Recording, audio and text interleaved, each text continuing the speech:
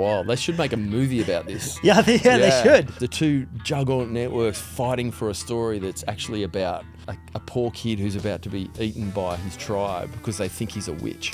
The thing about being a news camera operator is that you're on show every night. And literally you're shooting something at 10 in the morning and it's on air at 6 p.m. for the whole world to watch. So you learn very quickly what works and what doesn't. And story rates. Good pictures, they don't rate. You know, people are very happy to watch a grainy, wobbly, out of focus shot if there's good story behind it. The production manager put $100,000 cash in front of me. Whoa. And we made the drive into Baghdad and got there just as they were pulling down that famous statue. The statue. Wow. We were there. Well, it's always excited me, capturing the first run of history. You've done a lot of that. Yeah, I've done a lot of that. Yeah, it's true. Today I sit down with Timothy Hawkins, a cameraman who's seen more of this industry than most of us ever will. Starting his career at 15 years old from Sydney's western suburbs, Tim spent 17 years working as a cameraman at Channel 9, covering war zones, natural disasters, breaking news, and shooting some of the biggest television productions in the country. This guy's literally seen this industry from every angle. But this conversation isn't just about where Tim's been. It's about learning creativity even when you feel like you're not a naturally gifted person. It's about reinventing yourself across different eras of media and building the kind of instinct that allows you to walk into any room as a creative and know exactly what to do. This is a conversation about resilience, reinvention, and what it really takes to last in the creative industry for decades. I took so much away from this one, and I'm sure you will too. So, let's get into it. You know, when I was a young news cameraman in the 90s, yes, the only way to capture content was using someone like me. Yep. And you needed to be, you became quite valuable, you know, and there was no internet, there was, you know, no social media. And when you were a news cameraman, you were the only way that people could get the news. Yeah. And so it actually allowed you to, you know, break a whole lot of rules and be probably a lot more important than you were. And so when I was running around in the 90s as a news cameraman in the western suburbs, as a 19-year-old, like we just got up to some crazy shit, like wild stuff. So we're talking about, you know, there were times when I would get into a police pursuit with my Channel 9 news car. You know, it's marked up, it's got aerials on it. We'd all wear Channel 9 clothing. And, you know, nowadays if a network news camera blew through a red light, or honked their horn as they go through a red light rushing to a job, you know, they'd get in trouble. But back then, back in the 90s, people would see the 9 news car go through the red light. Wow. With you know, the journo waving everyone to slow down. That's so cool. And they would think to themselves, wow, I wonder where they're going. I'm going to watch the news tonight. Totally. But now that is not possible, right. You know. And so now if you want to get content, you've got so many different sources, you know. You can, everything from, you know, anyone with a phone. Anyone with a phone, or a GoPro, or you know, any device. And so I sort of look at myself in my world now as I'm a bit of a dinosaur, and I also wonder what the fuck I'm doing here, sitting in this chair talking to you. Because what I know is I've watched a lot of your podcasts, and I know that, you know, most of the people that are on your podcasts, you know, weren't born when I had my 10-year anniversary at Channel 9. That's true. It's like wild, right? That's true, yes. It's wild. You know, so, I mean, why am I here? That's what makes me excited about having you on. Yeah, thanks, you know? man. Thanks. I think it's mainly the experience, you know. And yeah, sure. Where I'm a big believer in the fact that, like, you can be taught so many things by someone. Someone can tell you all the lessons in the world. Yeah. I'm a big believer in that experience is the biggest teacher. Yeah, like, of course. You know, you can be told, you know, don't do this, don't do that, but you're never really going to learn until you go out and experience it on your own, right? So, and that's the only reason I get hired. Exactly, but if that's true, right, you've got the most experience, therefore the most lessons, and you can talk from experience. So, look, to be honest, it's the only reason that I still get hired is because of experience. And so hopefully that you know, someone like myself as a freelance DOP, you know, hopefully we will continue to be hired into the future, even though, you know, you can hire someone that's cheaper. Without the experience, though, you know, Yeah, a lot look, of the I guys think I've that had people on, pull it off. I mean, I'm really excited by what I see. of course, A lot of the content creators doing. I'm not negative at all, and I will not hear about the people saying that I'm any better than the current generation of content creators, because what I watch is unreal. True. I mean, I'm watching these content creators, and I'm just generally using, you know, anyone that's on YouTube or Yep. Instagram or Facebook, whether they're pros or whether they're, you know, just people out having a hack. Many of them are doing awesome stuff. Yeah. And stuff When, that when I'm you saw these excited people about. coming up, how did that make you feel? Say that again. When you saw these people coming up, Oh, right? look, I've never been, you know, someone who's negative towards people doing well. I really have, you know, tried to embrace, you know, not just new technology but new techniques. And the truth of it is that my game has changed dramatically. You know, going from, you know, me as a news cameraman in my late teens, being the only dude that can tell the world what's happened, Exactly. to now the neighbour pulls out his phone Yep. and records it, and that ends up on the news. Exactly. You know, so it's a huge difference. But I've actually found it, Kenny, really exciting. Like the Yeah. last 10 years in my life Yep. is really, really exciting. I've loved the new technology in particular. It's Really? unreal. It Yeah. doesn't make you feel any type of way knowing that for the longest time you've been in the trenches, you've got all this Yeah. experience, you've done all this work, Yeah. and then someone who's watched a YouTube video can Yeah. basically Look, it's difficult. Look, I think that I've certainly heard a lot of my contemporaries talk about it would that. be understandable to feel that way. Yeah, absolutely. Yeah. You know, and you know, I've heard a lot of language from my contemporaries that talk about, you know, undercutting and Yep. you know, especially when people do multiple roles. True. You know, like True. you know, it used to be that it was me, and then there was a sound recordist and a producer and Yep. an auto cue person and a lighting guy or girl. You know, Yep. there was a big team. Totally. But now, One dude rocks one up. dude with a couple of radio mics. Yeah, man. Yeah, Does it all. and a couple of shallow lenses, and he Yeah. looks like he's, you Yes. know, he's doing cinema, and he is. It is. He is. Yeah, And it you looks see what they come unreal. up with, and it's Yeah. insane. I agree. Yeah, but you can't. I don't know. You can't be an asshole and stick your heels in. Very good. Otherwise, you I don't know. I still But you're right. love it. Yep.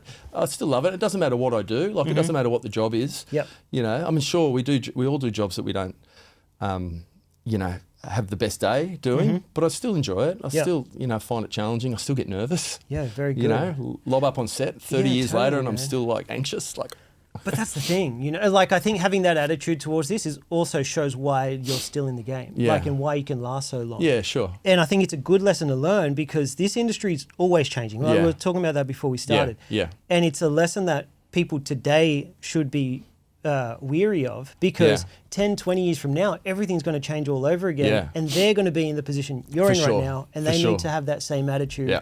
when things change for them. Yeah. Like, it might not even be 10 years from now. Yeah. AI is coming, everything's starting Well, to I was change. about to say. People are freaking out the exact same Yeah. way, Yeah. thinking they're going to lose their job. Yeah. You know, Yeah. and you need that attitude Yeah.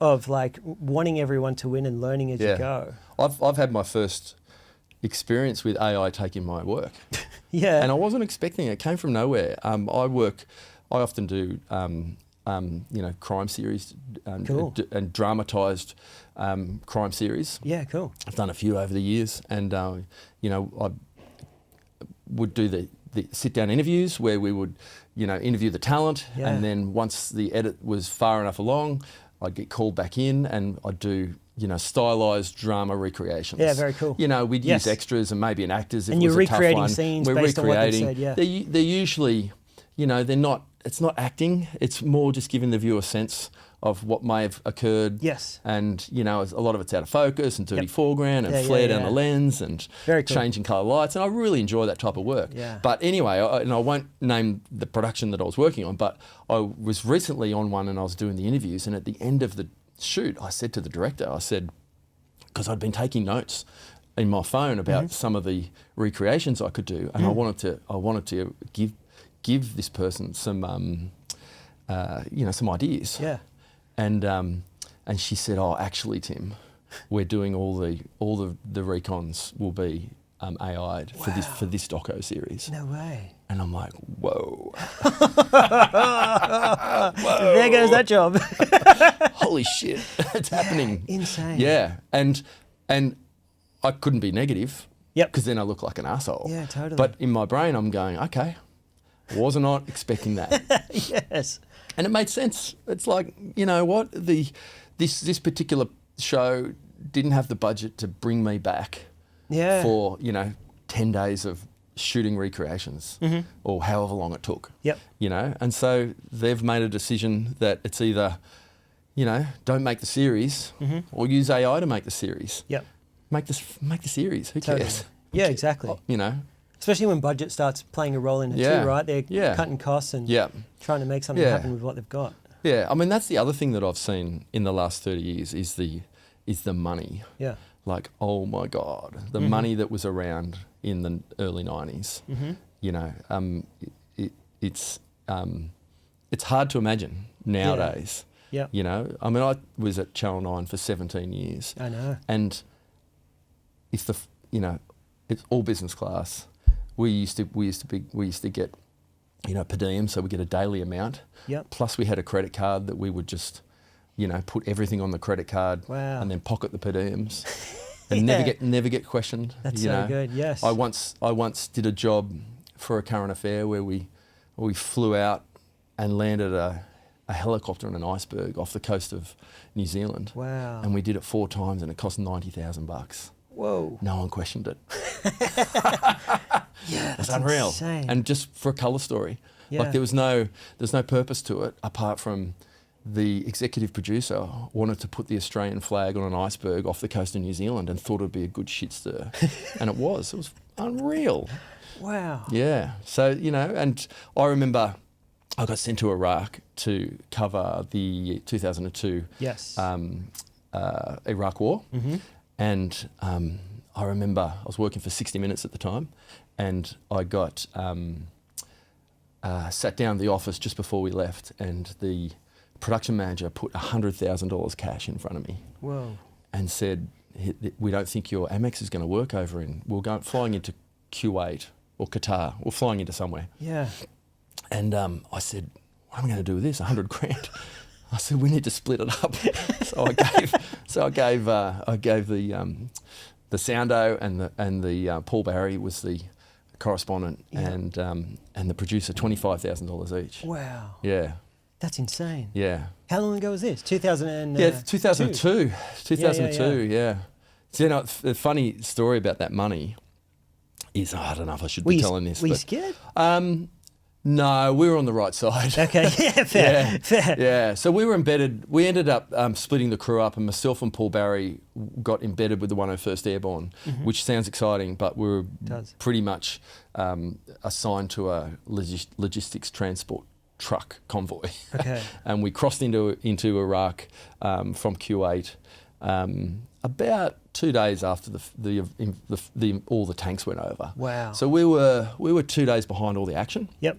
So we saw the aftermath of it, saw a lot of action, but it was all a day later. We did. It'd still be scary stuff. Yeah, well, it was the unknown, but we were lucky enough. Paul and I were lucky enough. We were based at a base that wasn't too far from Baghdad, and when Iraq fell, we were able to disembed, and we jumped into a taxi, believe it or not, with all of our gear, and we made the drive into Baghdad and got there just as they were pulling down that famous statue. The statue. Wow. We were there. Yeah, I didn't film it being pulled down. Yep. I missed that. Yep. But I was there in the afternoon. That's insane. Yeah. What's this story you're scared of telling me? It's the money. Yeah. The money. Yeah. So, funny story. Yeah. Right? Funny story. So we split this crew. The crew got split up, and it was just Paul and myself embedded. The sounder and the producer stayed in Kuwait. Yeah. And I had my $25,000, and I was being the bank.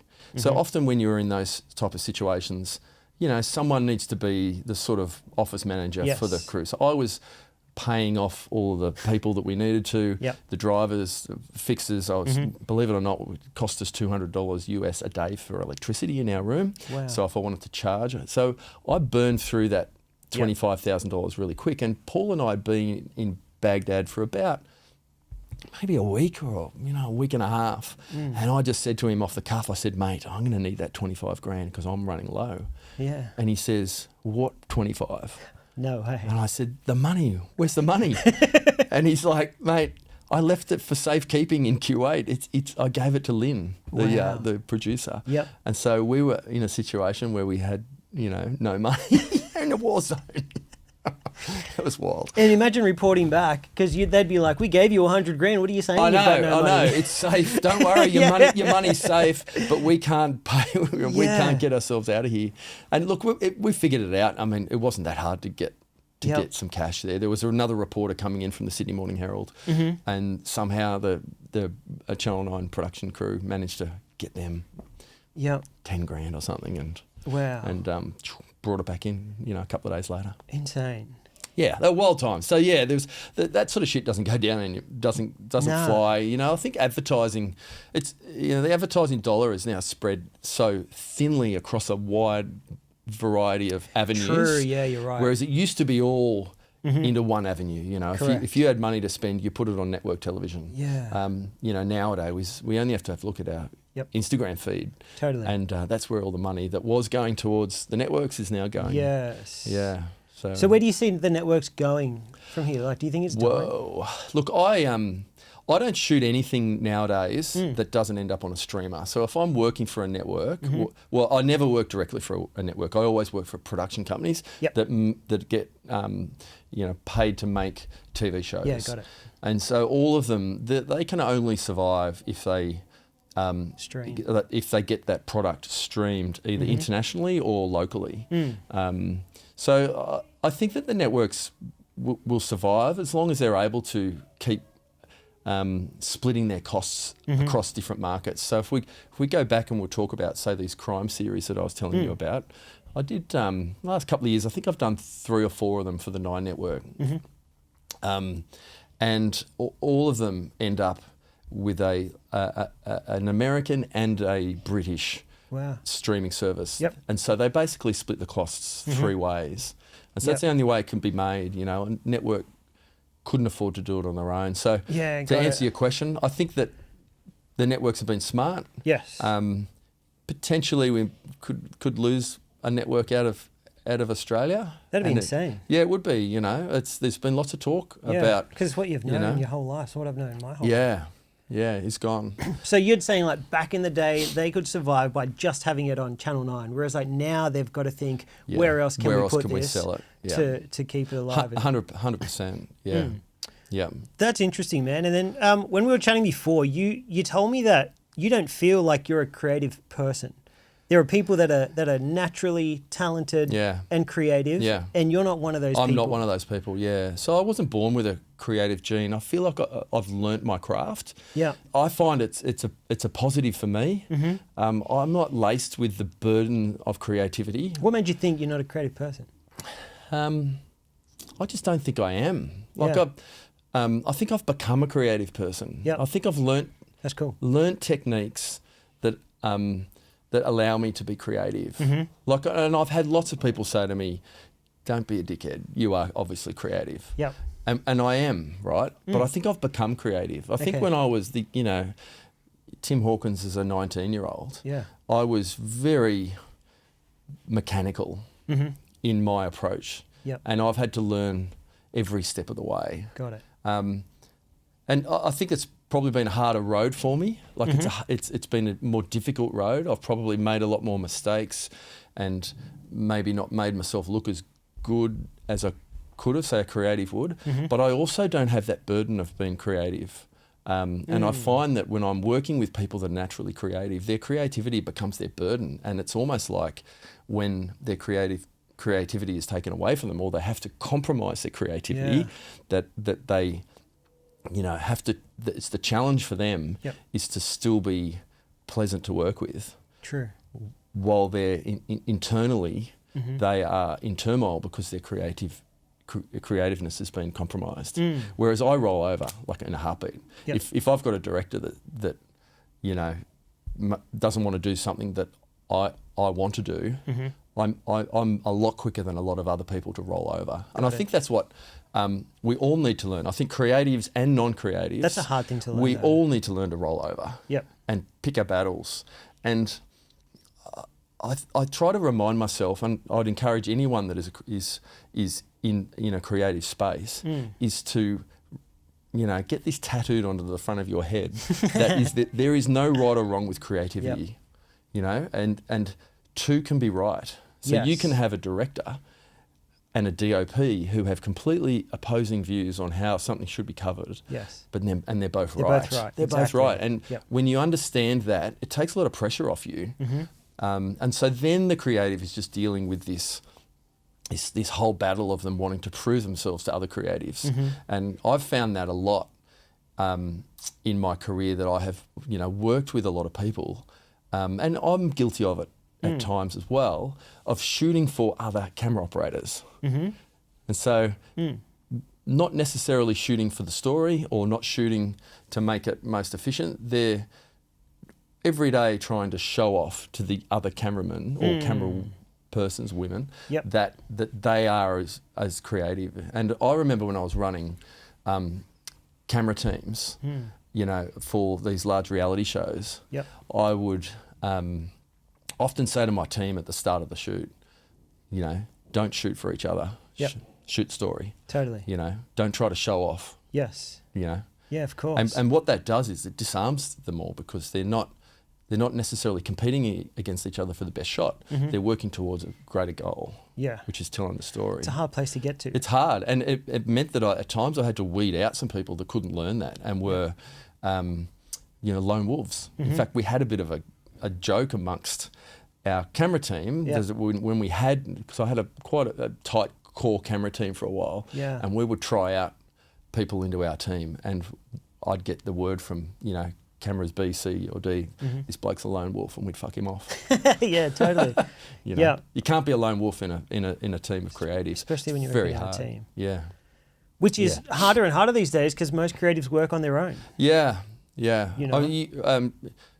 You're all very lucky that you've got YouTube.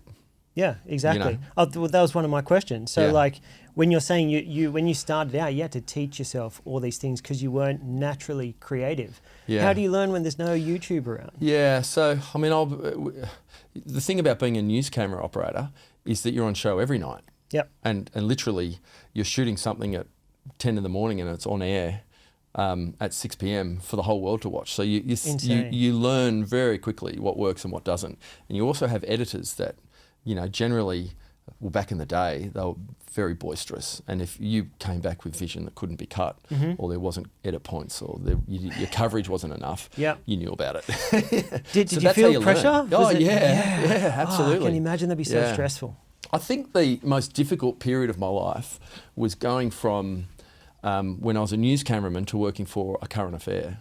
Yep. And a news story back then was a minute 10 was a normal story. Maybe they'd stretch out to 2 minutes, but they're quite short. Often they're shorter than a minute 10. Yep. Current affair, it's a whole different beast. Yep. You were doing whole 6 minutes, 6 to 12 minute stories. Yeah. And so you'd arrive if you were on the shift that was what they'd call a same day crew. So you're shooting the story that's going to air that night. You'd arrive at 7 o'clock, and most days, you would have 6 to 10 minutes of content that went to air that night. Wow. So it's a lot, and it's all got to be cut. And it's not, back then, they weren't cutting on computers, it was a tape. And the editor was spooling forward and in points and roll back. That's and so true, man. That's insane. And it's a different game. And so you had to give the editors, 2 or 3 hours. So basically your cutoff point for 6:30 was sort of 4:30 if you were the lead story. Insane. And it's just a different game. So that's how I learned. Yep. I think being critical of your own work is really important. And I'd also ask a lot of other camera operators. So, just because I didn't have YouTube, I still would see other camera operators out in the road. Yeah. And I'm just naturally one of those people I'm happy to open myself up to criticism. I'm happy for someone to tell me I've done a shit job. Yeah. In fact, I'd rather it.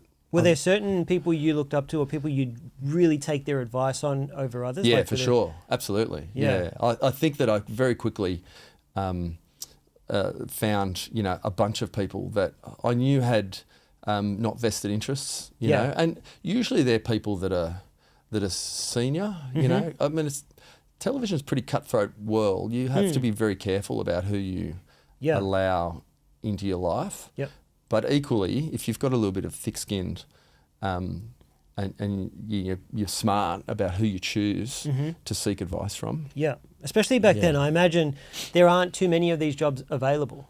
No, well, so compared to now, right? How anyone can shoot. That's right. That's right.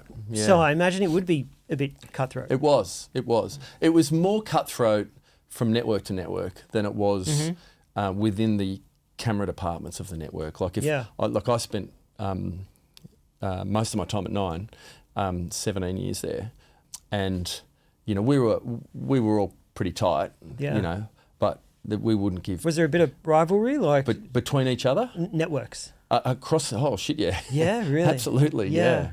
Definitely. The network rivalry in the 90s was, So you huge. couldn't go to do something for Channel 7 or 10? No way. You could be friendly. What would happen? You could be friendly. Yeah. And we would often work together on the sly. We'd often, there were numbers of times when I'd get to a crime scene and the 7 camera operator might be there, and we needed to be in 2 separate locations. Yep. So we'd do something simple as we'd flick bars up and hit record, and then that was our point, that we would share the vision. Oh, cool. And what they'd call that pooling. And so you'd pull the vision from that point. Yep. And so you would then tell... So we can share from this point onwards. We can share from this point onwards. There's heaps of times that happened. Yeah, wow, that's cool. Or if you're at a courtroom and you've got to cover the front and the back, and you work together. Yes. But that's the extent of it. If I'm on my way to a job and, there's a shooting going on, I'm not ringing the Channel 7 cameraman and say, are you going to the shooting? Yeah. That's not happening at all. We're trying for the exclusive. Yep. And we're how always... How much pressure is there to be the first? Huge amount of pressure. And that's why we would bust through lights and speed and... Yeah. I've got some funny stories. There was one police pursuit that we were in, and I was... in the police pursuit with sort of 10 police cars going through the back streets of Blacktown. Wow. And the bloke crashed his car and he was trying to manoeuvre himself out, and I jumped out of the car and grabbed my camera and was trying to film him as he rams a police car, and then he comes back and hits another police car, and the cops are all out there and they're trying to smash his windows, and I'm filming all this, and then the guy manages to escape, right? So the police pursuit's back on. Wow. And so I run back to the car, and because it takes me a little bit longer to get my camera back in the car, by the time I hopped into the car, there's no police around except for 3 coppers whose partners had pissed off on them. Oh, no way. So they were just standing there. I know. So I said to the boy, I said, "Oi, jump in with me," right? Wow. And so I've got three coppers from Blacktown Police, in my crew car, in the police pursuit. Yep. Yeah. That's insane. It was crazy times. It was really fun. And look, the western suburbs of Sydney, it was before the freeways were built. Yep.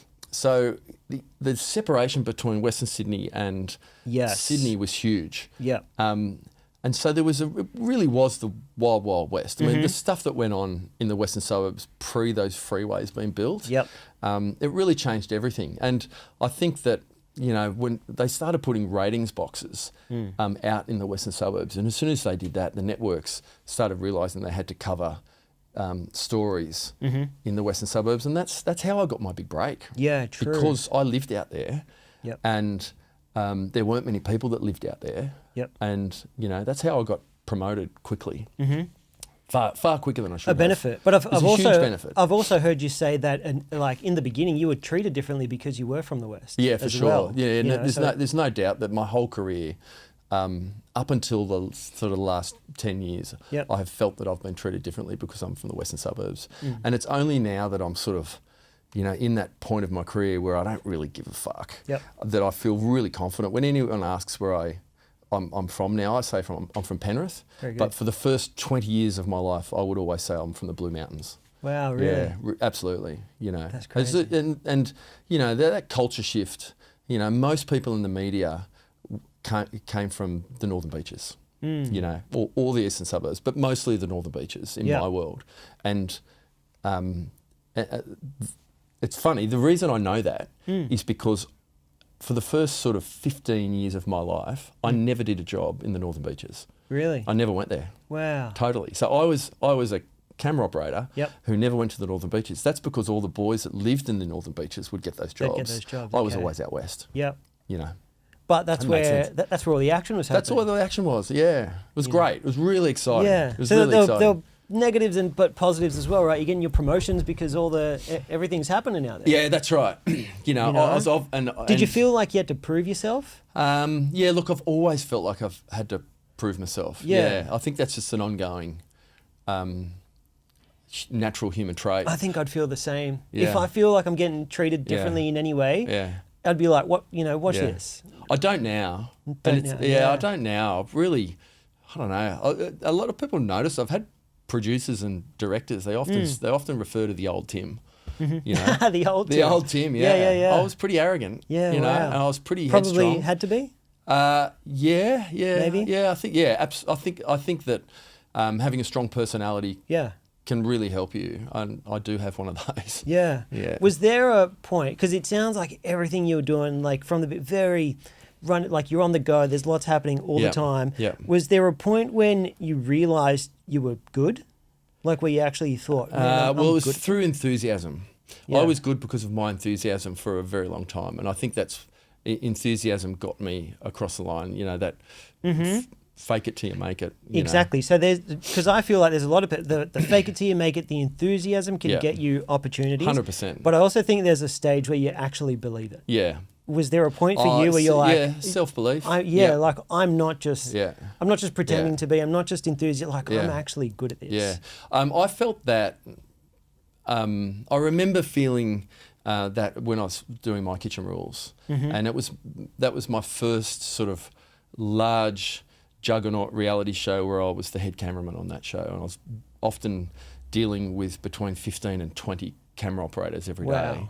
And I remember having a feeling, just when you said that, it just took me back to a point where I was probably season 2, maybe even season 3, where I thought to myself, oh, you know what, I'm actually all right at this. I've actually got a natural skill to manage teams and to be able to look at big scenarios and But it took you a while. block them out. Yeah, it took me a while. Yeah. How do you get that job at My Kitchen Rules? It was fluke. Yeah. So, it was. Absolutely. Love the honesty. It was a fluke. No, it was. So, they were shooting a pilot called My Kitchen Rules, and it was 1 year after MasterChef. So MasterChef had gone to air for 1 year and had rated really well. It was a huge show. And Seven wanted to do another show, a cooking show that rivaled I remember MasterChef. Yes. And they were shooting a pilot, and they had a DOP who I can't remember if he was off sick or he couldn't show up, and they couldn't find anyone to be the DOP. They had camera operators. I still don't, to this day, I don't know why they didn't ask one of those camera operators to be the DOP. Sure. But somehow in that scenario, a friend of mine who used to work at Nine, Geraldine Orick, said to the team, I know a guy. I think he's available. And I get a call from Jerry saying, do you reckon you could be the DOP on this pilot I'm shooting? Wow. And I'm like, I'm not a DOP. And she goes, trust me, you know what you're doing. You'll be fine. Yeah, just they had belief in you. Yeah. So she had belief in me. And what I walked into was a scenario where it was a circus. Like the shoot was poorly planned and no one really knew what they were doing and all that sort of stuff. And there was no AD, there was no floor manager.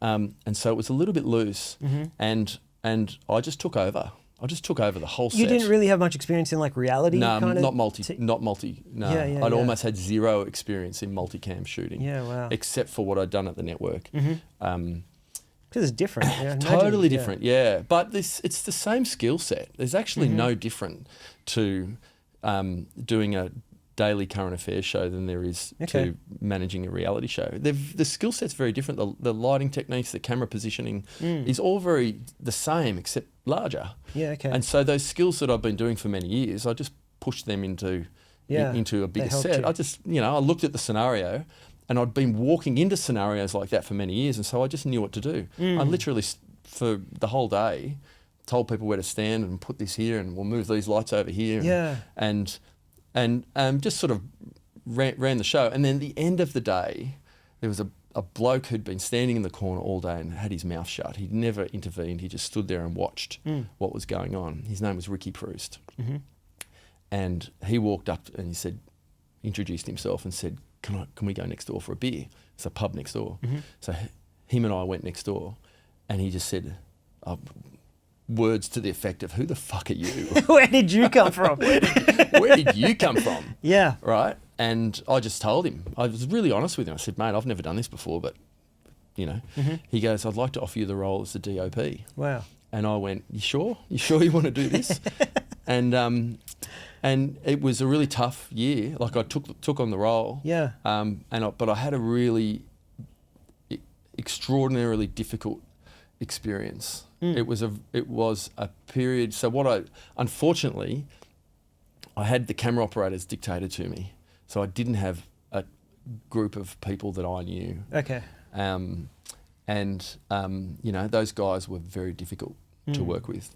It's not an underestimation to say that they did everything they could do to that whole series to undermine me. And I had actively had people that were on my team trying to white ant me for the whole series. And if it wasn't for Ricky Proust, who believed in me and had my back, I would never have made it. There's absolutely no doubt. Series 2, completely different matter. Really? Yeah, I've managed to move a lot of those people on and brought in people that I knew that some of them didn't have experience in reality either. Yeah. And then from then on, I did the next 9 years. 9 years. I ended up doing 10 years. I skipped 1 year and then came back to do Series 11. And then I haven't been back since. Did you know at the time that it was going to be as big as it was? Yeah, I think at the end of Series 1, we felt like we had... You could feel it. We felt like we had Yeah. a show that was different. Like, we really worked hard to make My Kitchen Rules look authentic. Yes. And so we did a few things on that show that a lot of reality shows weren't doing. We shot handheld, for one. Cool. There was a big change. A lot of those early reality shows were all tripoded. They were all lit where they told the talent where to stay. Yeah. The talent weren't allowed to move around, and it was quite controlled. Whereas myself and the director and Ricky, we really wanted an authentic series where the contestants had the ability to dictate their own world. And so... it'd be so hard to achieve, right? Well, what it meant was we delivered often messy rushes. Yeah. This series probably wasn't as easy to cut as it would have been if we'd controlled the floor the whole time. But what we ended up with was much better story. Yes. And story rates. Yep. Good pictures, they don't rate. People are very happy to watch grainy, wobbly, out of focus shot if there's good story behind it. Yes. And I think that's a huge lesson that anyone can learn, is that story always dictates content, pictures. The story always dictates pictures. So if you've got beautiful pictures and a shit out story, no one's watching. I mean, you watch for a little bit. Yep. You watch for a little bit. But you're not engaged. But you're not engaged, Yeah.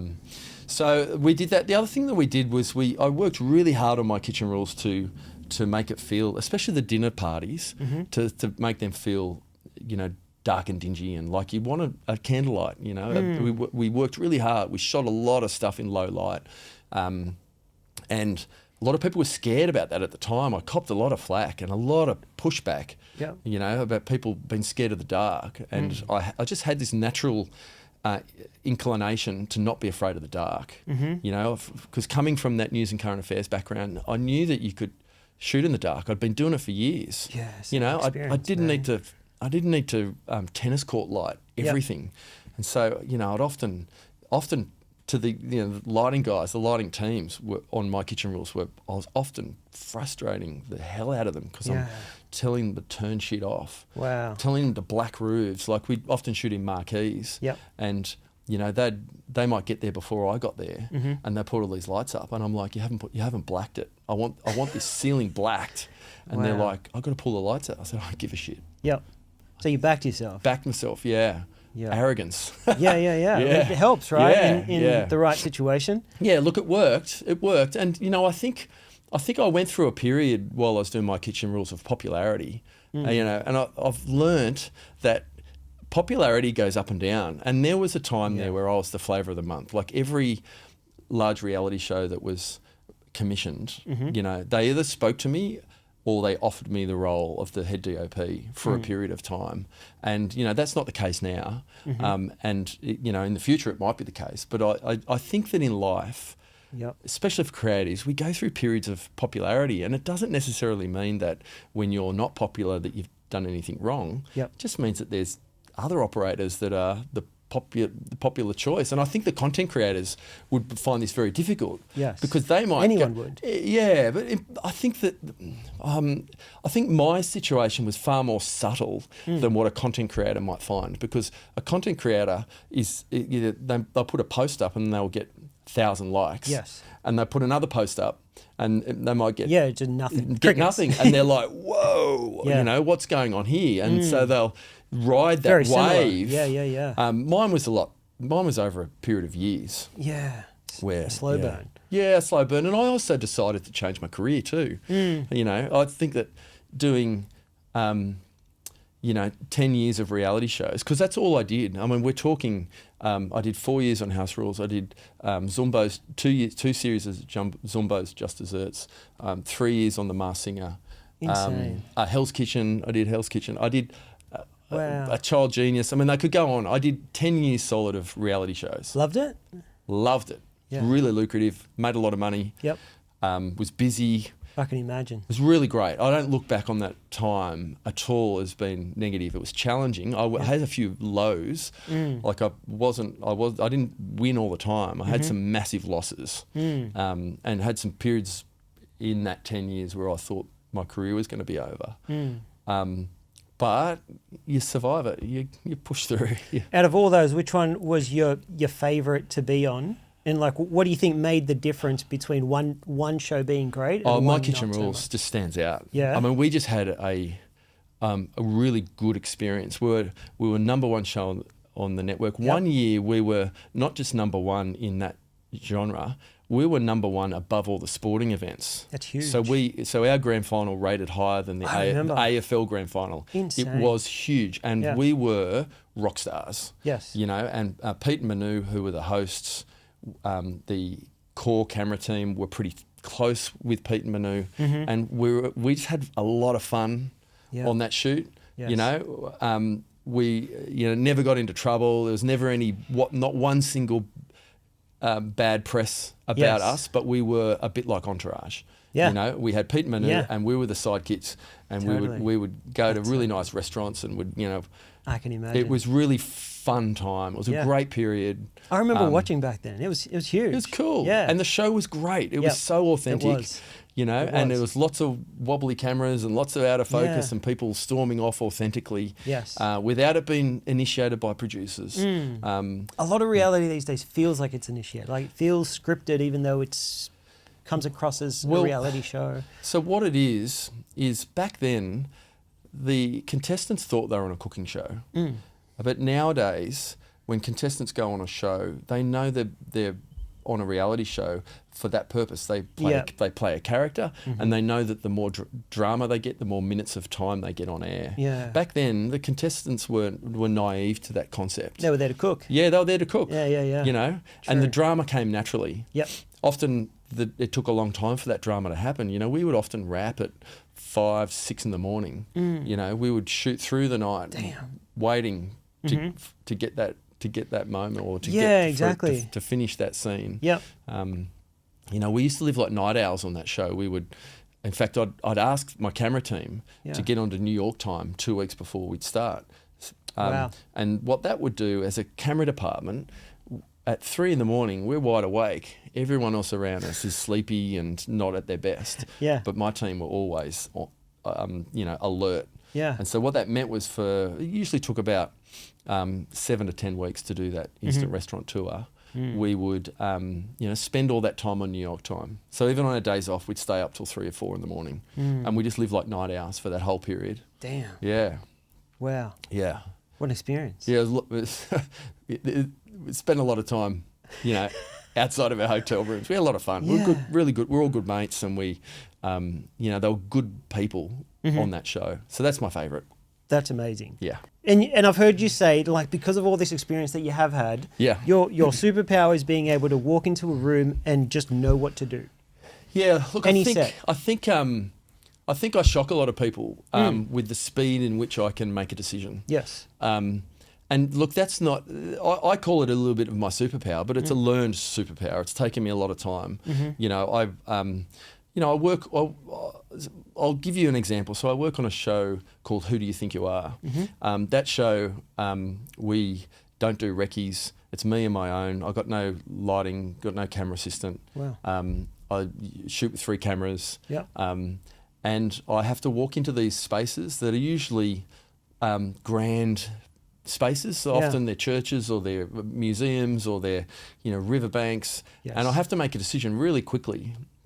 And I can't say, I'm sorry, guys, we can't shoot here. Yeah. The weather doesn't look good. I can't shoot here. Yes. There's no choice. Very and good. I think that being able to make that decision and not and know what to do without spending 10 or 15 minutes thinking about it is a bit of a superpower. And, it is. And for me, it gets easier and easier. And I've also got this technique that if it doesn't come to me straight away, I'll open up a few road cases and then I'll say to the director, I just need to go to the car. Yeah. And I walk to the car or I just leave that space. Yep. I find that when I leave the space, it just gives my brain a little bit of time to process what I've seen. Because when I'm in that space and I don't know what to do, the best thing that I can do is leave just for a moment. And we're only talking a couple of minutes. It might even just go into the toilet is enough. Yep. I always know what to do. Yep.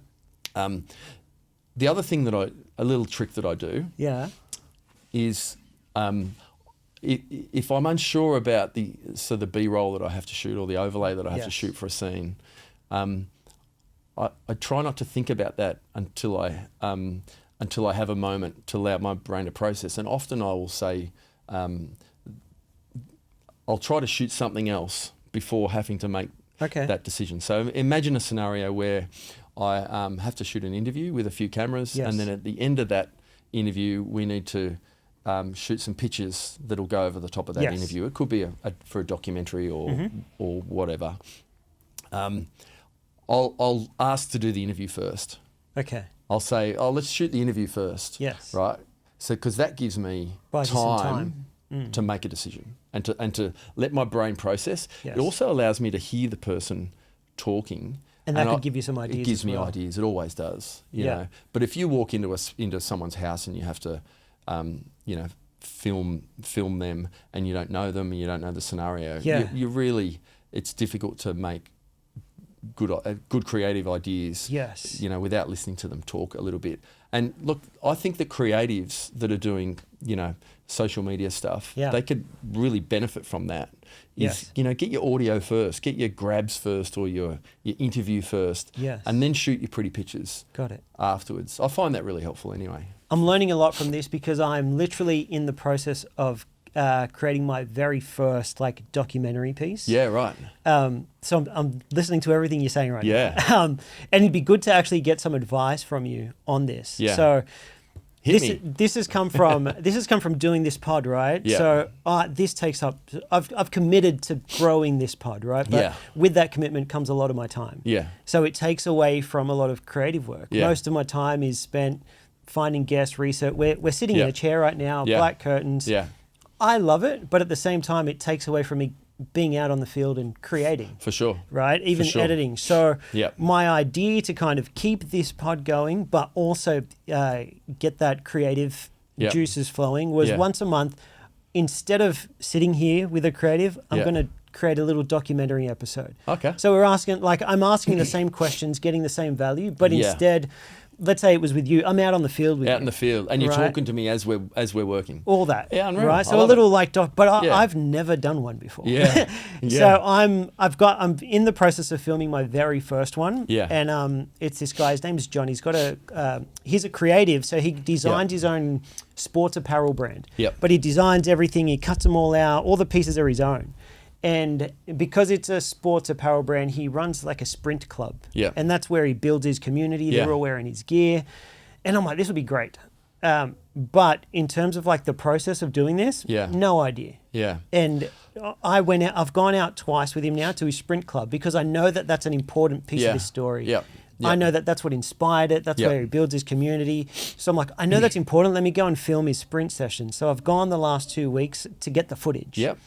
And then he's coming to the studio on Wednesday to film the first talking piece. Yeah, right. You could have done it the other way. I know. Yeah. Well, I'm learning this as I go. Yeah. It's like, as I'm filming, I'm like, I know I've got to film this, but it would be so much better if I knew what he actually said. Yeah, absolutely. Because then you can make your pictures better together. Yeah. Match what he's saying. Exactly. Yeah. So this is all things I'm learning as I go. And sometimes like it's weird because I'm filming it and it's almost not in chronological order. And I'm also going to go to his place where he's actually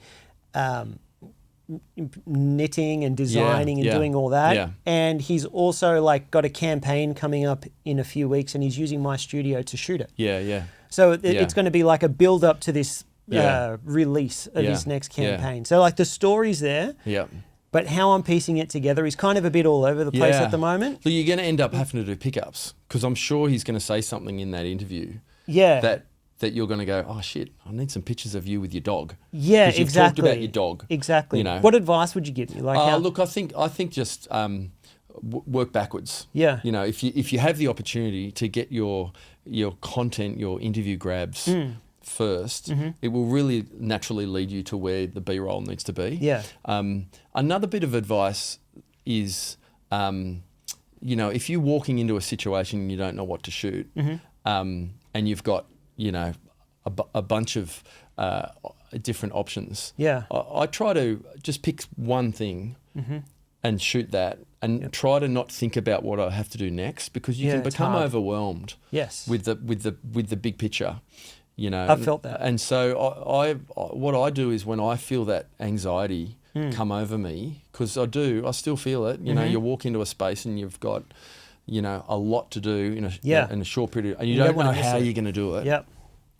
Break it down to one scene at a time, and if I'm still feeling anxious, I will break it down in my mind one shot at a time. I will literally tell myself I'm going to get this shot, and then I'm not going to think about the next shot till I finish that shot. Yeah, very good. And then if I become comfortable with that sequence, all right, I'm going to think about the next sequence, but I'm not going to think about it until I'm comfortable with the first sequence. And if you just break it down in your brain segment by segment instead of looking at the bigger picture, you will find that before you know it, you've shot everything. Yeah, totally. Yeah. That's good advice. Yeah. But it's really normal. It's really normal. Yeah. Like I've talked to a lot of, I get asked a lot actually about anxiety. Yeah. And I just think that it's really normal to be anxious. And, you know, I think some people probably perform better with anxiety or some people they crumble. So I think that we all need to learn how to manage that anxiety. Yeah, it's hard. I think it is hard. I felt like it, for me, I've learned to be comfortable with feeling nervous. I feel like if you're nervous, it just shows that you care. Like, for sure. You know, if you're not nervous at all, you probably don't care for what you're doing. And that's probably not a good sign. That's right. Either. Exactly. Yeah. Generally those nerves will trigger some, you know, endorphins or some adrenaline. Yep. That's probably going to spur you on a bit. So exactly. You're right. You're probably better off. Yeah. Feeling a bit nervous before a shoot. I want to have your attitude on set in terms of just not second guessing yourself as well. Yeah. When I was at that first sprint session, Yeah. something that I found was like I had the camera. I had another guy help me out, but he wasn't really part of it. He was just a little guy. Yeah. He's a guy that hit me up at the gym who just wanted to hang out. Yeah, sure. So I just gave him a camera. So it was basically me on my own, and I wanted to film him. Mm-hmm. What I found, looking back, I was filming him, but it was really weird to ask him questions because he wasn't really being himself because I've got a camera in his face. Yeah, right. So in my mind, looking back, I'm like, I need another guy filming so that I can ask him a question and he feels real. Yeah. I could tell with all the guys, like, it's so strange for me to just walk up to you while you're at a sprint session, put a camera in your face and be like, how do you feel? Yeah. And expect a genuine reaction. Yeah. Whereas if I had a guy with me, which is my plan moving forward, they'll be filming somewhere across. Yeah. I'll be mic'd up. And you could act as a producer. Yeah, exactly. And I'll just be walking up to each of them and just asking them questions. I feel like I'd get a much better reaction. Look, I think you'll also get you throw a few fake questions first. Yeah. You know, true. questions that just I'm going to make it. Them. Yeah, you're right. Just relax them. So if you've got 3 questions that you really want to ask, you make that first question actually the third question. Yeah, very good. You know, because those first 2, they'll be a bit nervous and they'll be a little bit, unsure. Yes. But by the third question, most people nowadays are pretty comfortable behind having a camera in their faces. Yeah. I think generally you're absolutely right. The community are far more okay than they were, 10 years ago to have a camera in their face. Yeah, you're right. You're right. It was very foreign back then, whereas like very now... foreign. Yeah, I've just done a trip to India and Sri Lanka, and I hadn't been there to either of those countries for about 6 years. The difference that our mobile phones have made to those countries is crazy, absolutely crazy. I mean, 6 years ago, we would pull the camera out and thousands of people would just be mobbing you, just sort of staring at you. Yeah, true. Just in awe and amazement of this camera. I just did I did that shoot in India, and not once did I have to stop shooting because there was a crowd around me. Really? It was wild. Yes. It's really wild. And so I think that people across the world are so used to now having cameras in front of them. So you just got to make them feel comfortable. Yes. Do you know a technique that I do to make people feel a little bit more comfortable is I drop a swear word. Yeah, okay, that's good. It's a really great technique. In the right environment, you got to be you got to be careful. But in most situations, if you drop an F-bomb, it dilutes any tension in the room, because what it's saying is to the room, it's saying that this guy's comfortable enough to drop an F-bomb, therefore I can be more comfortable. Yeah, totally. And so that's a skill a technique that I use to disarm people. Another technique that I use is self-deprecation. I'm always taking the piss out of myself, and trying to make people feel confident in me by my confidence in taking the piss out of myself. Yeah, that's good. And so I'm often telling people that the good cameraman wasn't available, and so they tried 6 people and they got me. Yeah. I'm sometimes I'll wander up to a talent that looks really nervous and I'll whisper in their ear and I'll say, "Hey, this is my first day on the job. Yep. Just let's be help me out a bit." Yeah, very good. And then they get that I'm laughing. Yes. Because then they'll say to someone, and before you know it, you've diffuse the situation and everyone feels a bit more comfortable. Yes. So I think learning those techniques to disarm people as a content creator is really important. I agree. Really important. Especially on set in front of a camera, but in so many situations, like people don't want to get anything wrong. Like they don't want to make a mistake. Yeah. They're afraid, especially when you're nervous. The last thing you want to do is make a mistake. Yeah. So to have someone come up to you and say, I've made mistakes all the time. Yeah. And by accepting your own faults, it gives the other person permission to be okay with doing the same. Yeah, that's really good. Yeah. Like I'll make a joke. I've made this joke so many times. People that work with me a lot, they are sick of me saying it, but I'll often tell people that I'm in the top 500 cameramen in Australia. That's great. Yeah. And I'm really good. I'm top 500. I'm great. I'm top 500. Everything's under control. Yeah, it's good. No, you need that. And man, you've done a lot of trips. I want to talk about a few more of your trips. I mean, you've recorded history a lot of these times. You're at the 2004 tsunami, the Boxing Day tsunami. Yep.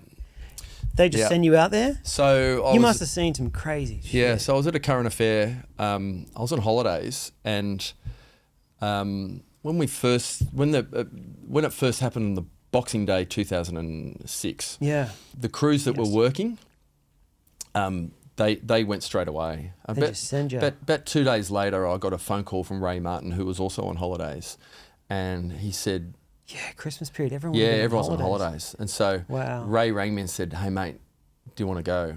We're hearing that Banda Aceh is where the epicenter, and no one's gone there yet. Yeah. Do you want to go? I'm like, yeah, let's do it. And so it's crazy, man. I had a big party booked at my house. Yeah. And my wife was fully pregnant. Wow. And I pissed off on her. I just bailed straight to the airport. Wow. And we met, Hugh Nayland was the producer, he came from Melbourne, and then the sound recordist I was working with also came back from his holidays. Wow. And we went to, we managed to get into Banda Aceh early. So imagine this, a town the size of Penrith, and 180,000 people had died in that town. Like, it's hard to comprehend. You can't miss it. Yeah. There's no hiding from it. Yeah. You can't not see it. You know, I experienced death on a scale that we hope that humanity never sees again. You know, and we literally, we had a guy who was a security officer. He's an ex-military who was sort of looking after our health and well-being, and you know, he had to go and clear bodies out of an abandoned building so that we could sleep in that building. And that building eventually became sort of the Channel 9 headquarters. I was over there for 7 weeks all up. Wow. We hosted the show for I think about 3 weeks straight. And you know, we did a lot of great things came out of that. You know, the Prime Minister came over and Australia donated $1 billion to Indonesia, and we were able to, you know, I'm sure that our coverage of that incident, of that part of the world, played a huge role in making it known to Australia that so many people died and lost their lives. I mean, there's lots of stories I could tell you. There's a little bit of black humour, of course, to keep you going. You'd have to. Right? But I'm lucky that I'm not the type of personality that I sort of take on board that death. I mean, I've seen a lot of death from a very young age. Yeah, man. You know, as a young news cameraman. In fact, when I met my wife on one of our first dates, and she says to me, you know, Tim, have you ever seen a dead body? Yeah. And I said, no, that's not the right question. The question is, have I seen a dead body today? Wow. And that's what it was like, you know. So I wasn't hugely shocked by seeing death. I don't think it's affected me. It certainly has affected my personality. Yeah. How could it not? Yeah, that's right. How could it not? I find that the biggest way it affects me is I'm not fazed by the trivial things in life, because when I see something trivial in my life that's an inconvenience, I'm just always relating it back to something horrific that I've seen, you know, and I find that is probably how it affects me the most.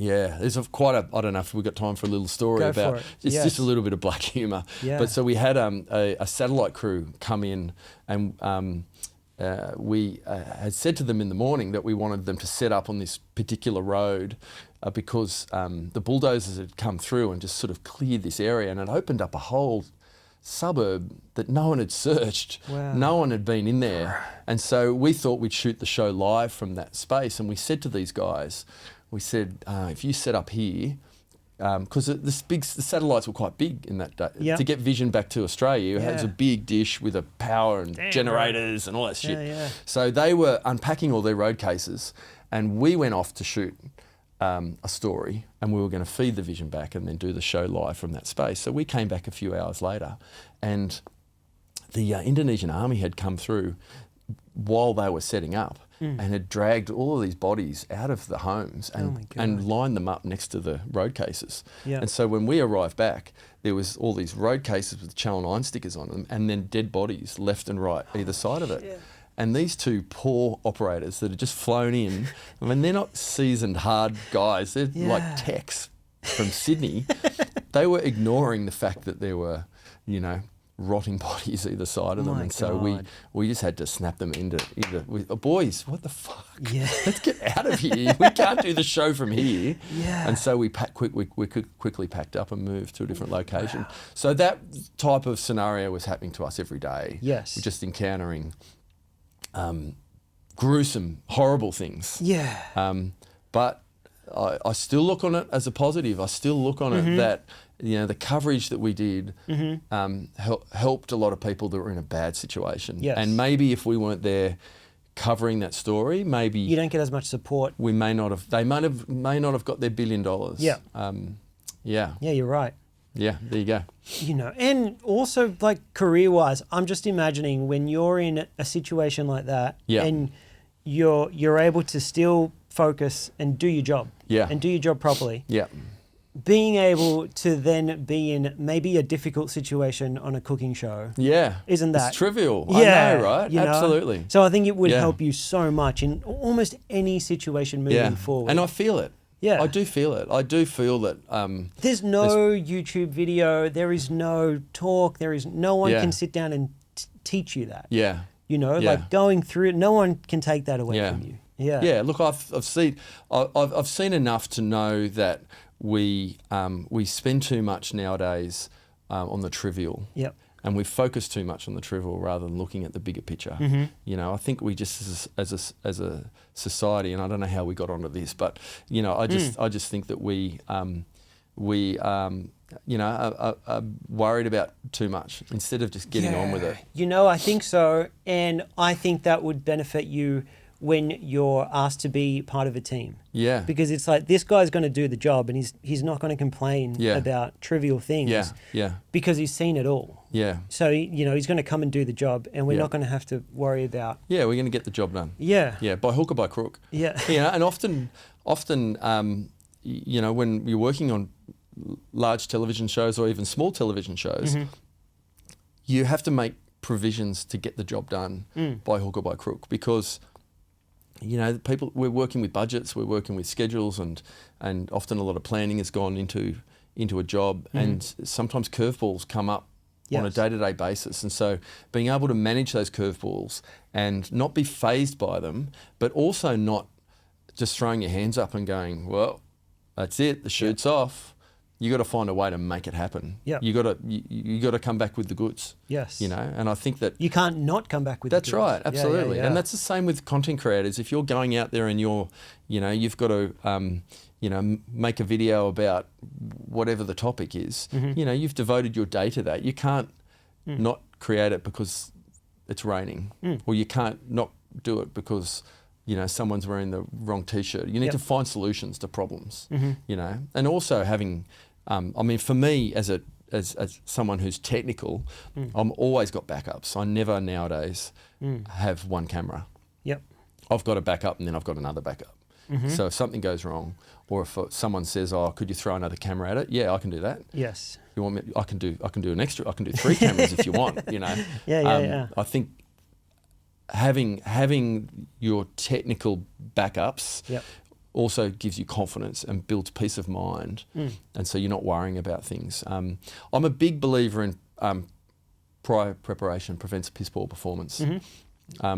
I prepare. Like for every shoot, I am making sure that everything's prepped. And everything that I can possibly do to make the next day's shoot run smoothly, I'm doing. So I'm not rocking up on set and doing camera settings or clip namings or deleting cards or putting batteries on cameras.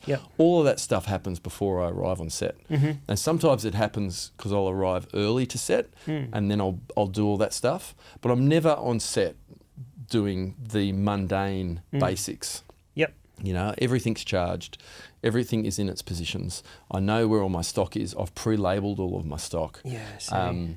I know that everything's back in its right spot in my kit, or in my Pelican cases, or in my car. And I think that's really, if you're able to prepare to that level, when you lob up and you ask your brain to be creative, you're not being being distracted by those mundane things. I agree. And I do see other people that rock up on set and they pull their camera out of their car and it's got nothing, doesn't have anything on it that's needed. It's got flat batteries and no cards, and they're running around in a flap. Yeah, it's so easy to make mistakes. And then you make mistakes. Yeah, exactly. Absolutely. I agree. It's because your mind's on all these things that it shouldn't be on. Yeah.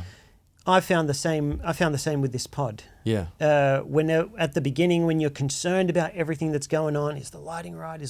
It took me away. It's like it takes up a certain amount of brain capacity that you're worried about, and it doesn't leave very much to be present in the conversation. And I found the more and more I do this, the more and more confident I am that the lights are on, the cameras are recording, everything's fine. I now have more space to pay attention to you and what you're saying. 100%. And I became more present. I was able to have a conversation with you without stressing. Yeah.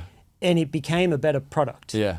Which is very similar to what you're saying. Have you had a scenario where you've been trying to do a podcast and you're worrying about the lights? In the early days, all the time. Whoa. All the time. It's so hard because you would be talking and I'd be thinking about something else. Yeah. And I'd lose track of the conversation. Yeah. It's a really hard thing to... It sounds weird because it looks like we're just sitting here talking. But at the beginning, there's so much going on. You're trying to navigate the conversation. You're thinking of your next question. Yeah. And then as you're talking, you must have talked about something, gone off topic that my next question is no longer relevant. Whoa. And you're constantly thinking. Yeah. Yeah. And when you're thinking about all the other things at the same time, you can't navigate that at all. Yeah. And it just throws you off. Yeah. And it's only until you have the experience and you are more prepared and you show up and I no longer have to worry about all the rest of the stuff because I'm ready for that. Yeah. You can then be so much better at the job because you're more focused. Yeah. And it's everything that you just said in a different situation. Yeah. Absolutely. And the more space you can give to your creative side of your brain, the better you're going to perform. Exactly. Yeah. Exactly. You show up creatively. You can solve more problems. Yeah. Yeah. Very good. There was one more story I wanted you to touch on. Was it the Wawa Witch story?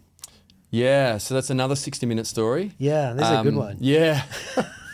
Man, it's wild. They should make a movie about this. Yeah, they should. So I was assigned to go to West Papua and investigate the story. The producer and the correspondent were investigating cannibalism in West Papua. Yes. So West Papua is it's Indonesia, and it's also a closed country that journalists can't go in there. And so we were pretending that we're tourists, and that we went in as tourists. It was quite difficult to get to. It was very. You had all your gear with you? Yeah, so we all got clean passports, new passports. Wow. So they couldn't pin that we were with 60 Minutes. We took nothing that looked professional. It was all the story was shot on a little DV cam. The only thing that looked professional was sound recorders had radio mics, and that was something that we just had to navigate. And ultimately we got away with. Wow. It was 4 days flying to get there. You ended up on a dirt strip on a twin engine plane that was sort of like what missionaries would have flown on. It's a very small plane. The dirt strip was so remote that they couldn't turn the plane off, that we had to push while the blades were spinning. We had to push the plane back into the bush so that it had a long enough runaway to take off. That's insane. Like it's that type of remoteness. And then it was about look, we were in the jungle for 12 days. Getting out was a lot quicker because we were going downstream. But we had a scenario where we had tribes that are called the Korowai tribe, and it was all these tribes were quite violent, and there had been 2 tribes on a river that had secluded a middle tribe, and so civilization hadn't come to that tribe because the tribes on the up and down side of the river were violent and aggressive. And so our attempt, we knew that we'd been told that this tribe that hadn't had any civilization come to it were there, and we were looking for it. And we got there. It took us a number of days and some pretty hairy moments going through and paying off these tribes. Yeah. We started off with a small crew of locals, and each tribe we get to, we pick up a couple and pay them, and then they would be a spokesman for the next tribe as we managed our way up. But the story, that is an amazing story of us encountering a tribe that were completely untouched from civilization. They had not seen white fellas. It's so obvious. You're It an is alien. Absolutely aliens. And their responses to seeing us clearly told me that they had heard of these people with white skin but never had seen them. Wow. And so that was the bulk of our story. And we did find examples of cannibalism, and they did show us some skulls that they claimed was the skulls from a witch that they what they call it's all about witchcraft. Yes. And they would eat the human to get rid of the witch out of the tribe. You know, we're talking about people that don't understand about illnesses, and so someone might die of suspicious circumstances, and they don't know why that person died. Well, they must have been a witch. So we need to cleanse the tribe of the witch, so we're going to eat the dead person. Wow. Or eat the person they thought caused the, that's actually true. It's the person that they thought was the witch. So we're talking very primitive stuff. Yes. You know, Stone Age. I mean, we filmed people with stone axes cutting down trees.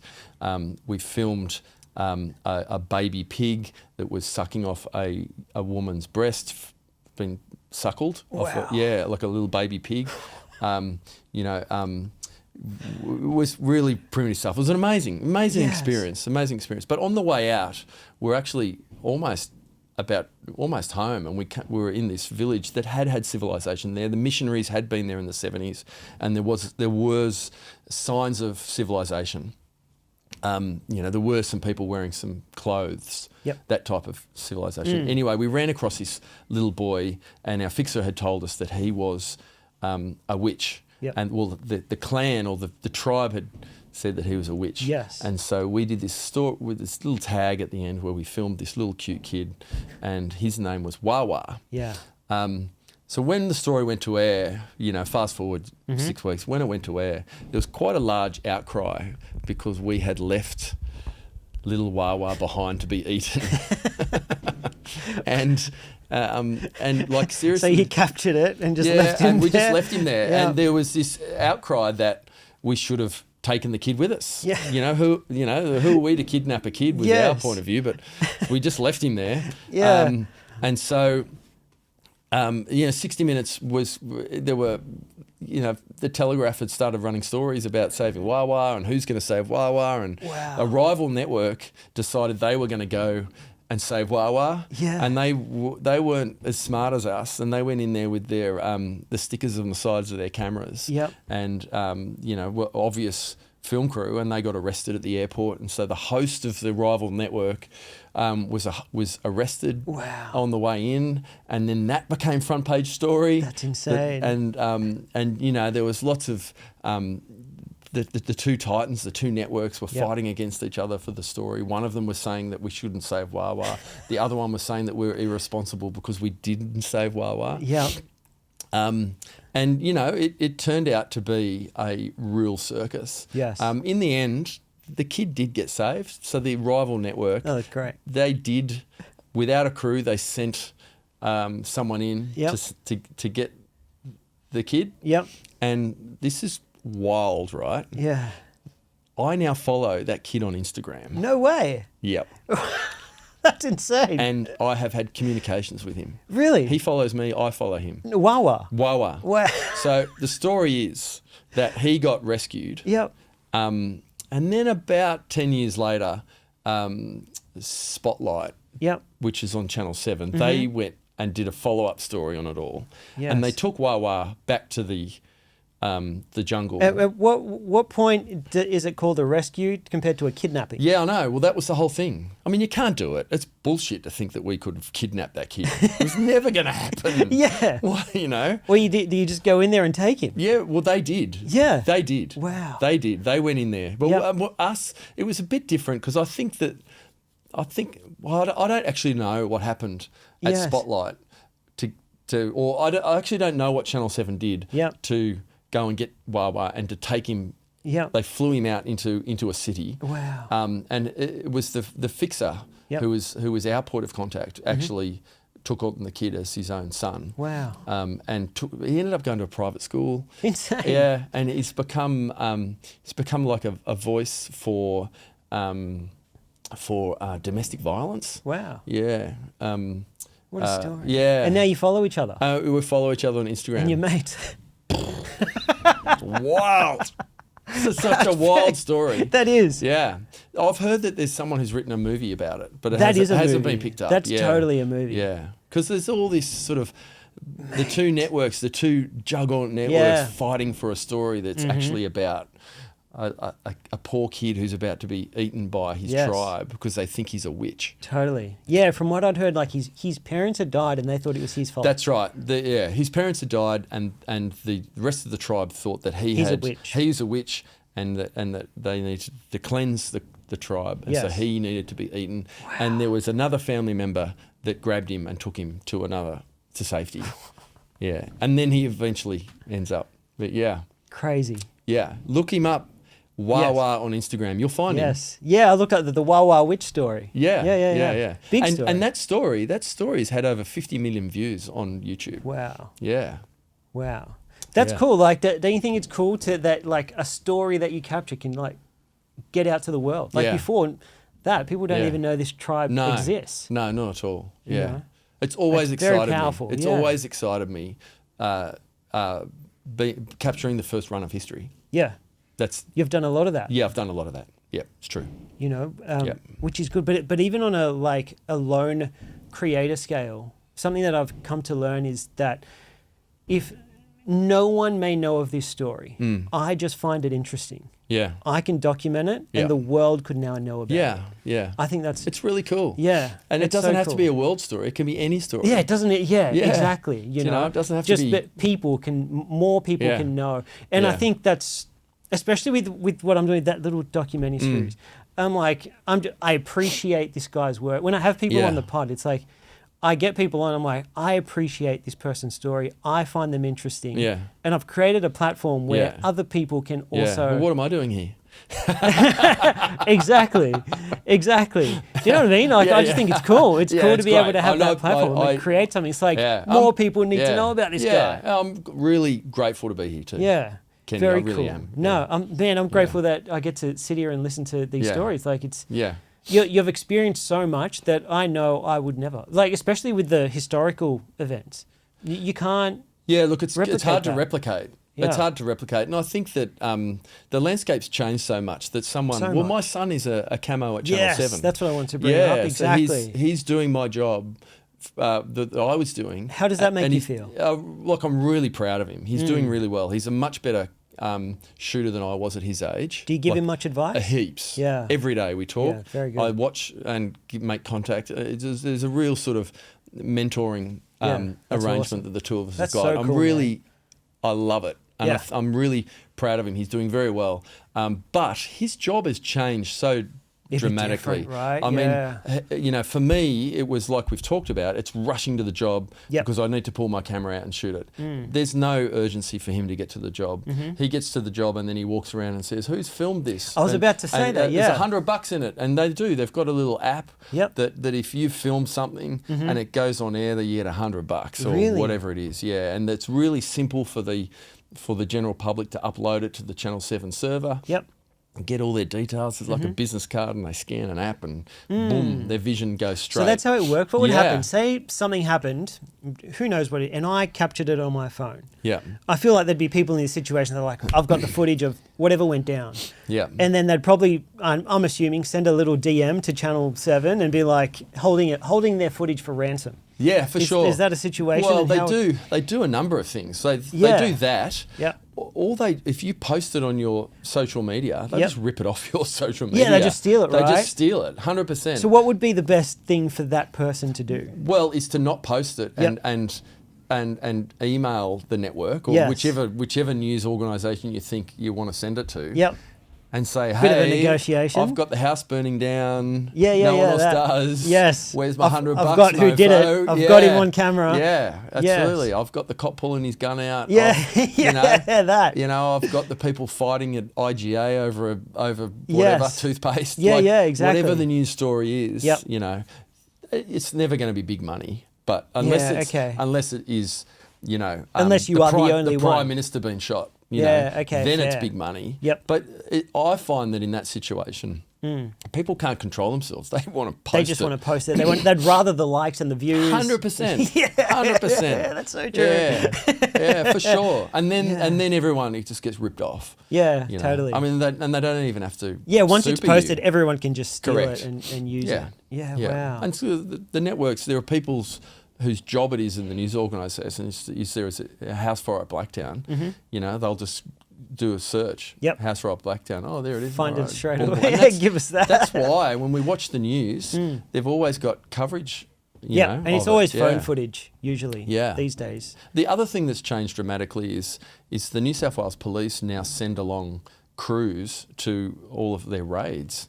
And so back in my day, we would get a tip that was going to be a raid, and we'd at 4 o'clock in the morning, you'd go to Liverpool Police Station, and you and the journo would sit there, and then, you know, the 5 police cars would leave the station, you'd follow them, and then you'd film the raid. That's how you'd get those shots. Wow. But nowadays, they don't tip off the news or news crews. Yep. They send their own crews along, and then they disseminate the vision. Yeah, wow. To all the crews, and I think that that's a good thing. Yeah, I think that true. I think that the public now have much better coverage. I mean, it might be sanitised coverage, but at least they're seeing probably more than when I was around, because we'd often not be able to be Johnny on the spot. True. Knowing that you've learned a lot through experience, right? When it comes to your son, giving him advice coming up, are there certain things where you think he's got to learn this on his own? Yeah, I've really tried to not bombard him with too much information. I've been drip feeding stuff to him. Because I feel there are things like you could teach him, but he'd really learn by going through certain for sure things. Yeah, and he has, and exactly. I think there are the things that I can't teach him. He just has to learn from experience. Exactly. And there's also this idea that even if I told him, he's just a kid. Exactly. He's going to have to learn the hard way, because we all learnt the hard way, right? Yeah, of course. Yeah. Yeah, so, you have to. Yeah. There are some things, like it doesn't matter how many times they tell you, you're still going to do it, and then it's not until you actually go through it where you're like, he was right. Yeah. Damn. Yeah, and absolutely. then you know. Yeah. And I think that's with most things. Yeah. Look, most of it is prior preparation. Yep. You know, with most people, Oh, I think man, you learn that the hard Same. way. You know, your radio mic doesn't have a battery in it, or your lapel mic hasn't been looked after. They're the big things that you learn the hard way. Yep. You'll never do it again. Exactly. Yeah. Most things that I've learned, especially in this podcast studio, it's like you make the mistake, and then by doing the mistake, you learn. You'll then correct something in your process to not make that mistake again. Yeah. And then you just make the next mistake. Yeah. And you're constantly doing that until you get good at it. Yeah, exactly. And I'm a big believer in process. Yep. Like, my equipment is always in the same spot at the same position. Yep. And I never, ever, unless I absolutely have to, put things back in the wrong spot. You know, because invariably, if you put it back in a different spot, you might say to yourself, I'll remember to put it in the right spot, but you don't. You forget. Yep. And so I'm very process driven, and everything is the same from a technical point of view. Yeah. Because you don't want to be in a situation where you open up that Pelican case and you're looking for that filter, and it's like, where is it? Yeah, exactly. Why isn't it there? Yep. So, but I think that's why you get jobs, you know, and I think that's why your experience matters. And what I found with what I do, because I've had guys work for me, like juniors work for me in the past, because I'd get busy and I'd have client work, and I actually created a whole business name. It used to just be Kenny Visuals, right? But then once people started working for me, I would send guys to the jobs. Yep. And clients would be like, hang on, I want you.